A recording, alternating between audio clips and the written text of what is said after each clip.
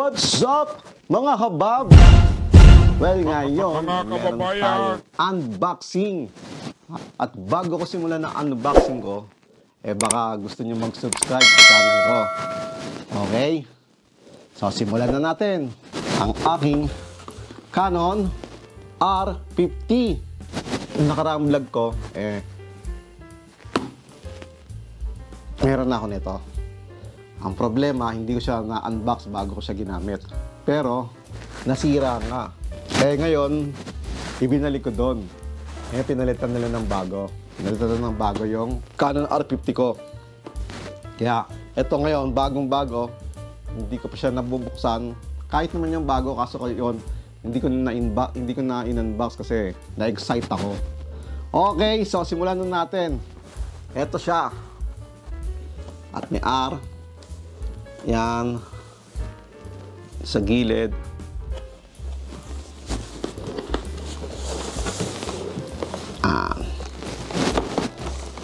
At simulan na natin. Buksan. Buksan na natin siya dito. Siyempre, yan ang loob. Ha? Ano ba ang loob? Pamphlet. Meron dyan. Tapos, pagbukas, ganyan. At, ano to? May papel.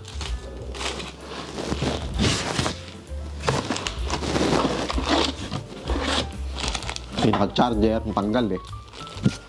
Pagkakahugot ko natanggal. Siya. Tapos, yung base. Maliit na ang ano niya ngayon, no? Yung pinaka-ano niya. Di ba, yung unang ano, medyo makapal. At, charger. Para sa charger. At syempre, battery. Battery. At, ito yung hindi ko kasi siya na-unbox eh. Yung una ko. Kaya ngayon, i-unbox ko ulit. Sayang naman kung hindi ko i-unbox, di ba? Siya. Ito yung lens.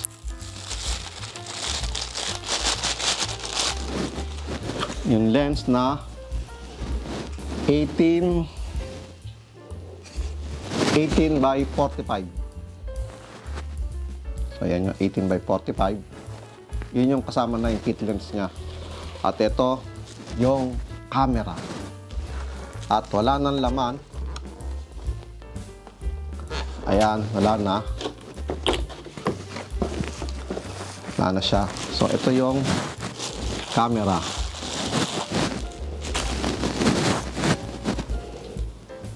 Liit lang siya.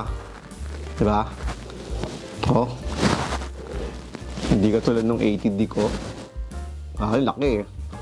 Tank yun eh. Yung 80D, talagang pang katawan yun. Kaso masyadong malaki. Hindi ko kaya naman kaso wala na ako tiyaga magbibit-bit nung 80D ko sa labas. Kasi laki nga masyado. Kaya ito, ayos na ayos. Diba? Tapos, bumili din ako ng adapter nito para sa mga lens ko na EF lens. Diba, meron akong 50 at saka yung wide. Yung 10 by 18. Tsaka itong 50M. Binilang ko siya ng adapter na pang R series. Yan.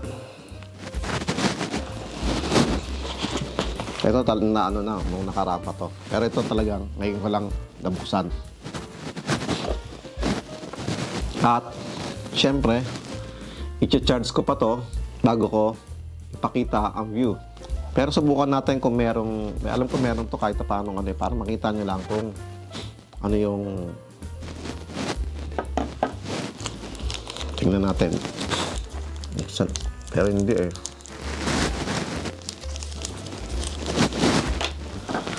Maglalagay ako ng isang video para makita nyo kung anong tsura na. Kit lens ang ginamit ko doon. Okay, so hanggang dito na lang. See you on my next vlog.